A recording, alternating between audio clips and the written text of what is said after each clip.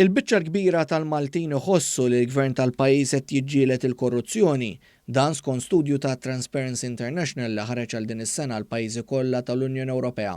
56% tal-Maltin wieġbu li l-Gvern qed jiġġieled il-korruzzjoni b'mod tajjeb kontra 39% li ma jħossux li dan qed isir.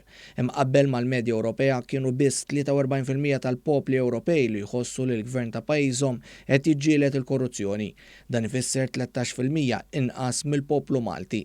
Hawnhekk Malta qiegħda mal-pajjiżi ta' fuq fejn tidħol l-azzjoni tal-awtoritajiet fil-ġlieda kontra il-korruzzjoni. Fatt interessanti li joħroġ mill-istudju ta' Transparency International huwa li Malta ġiet fit-tielet post f'dak li għandu x'jaqsam ma' involviment taċ-ċittadini fid-deċiżjonijiet. Fil-fatt, kważi nofs iċ-ċittadini Maltin iħossu li l-Gvern jinvolvi lin-nies meta jieħu deċiżjonijiet. Kienu biss l-Irlanda u l-Finlandja li qabżu lil Malta bl-Irlanda tikseb biss perċentwal iktar minn pajjiżna. Aktar minn 3/4 tal-Maltin, jiġifieri 77%, iħossu wkoll li ċittadini komuni jistgħu jagħmlu differenza fil-ġlieda kontra l-korruzzjoni. Imqabbel ma' pajjiżi oħra dan huwa punteġġ għoli ferm. Pereżempju, inqas minn nofs, jiġifieri 47% tal-Ġermaniżi jemmnu dan u 50% biss tal-Finlandiżi iħossu l-istess.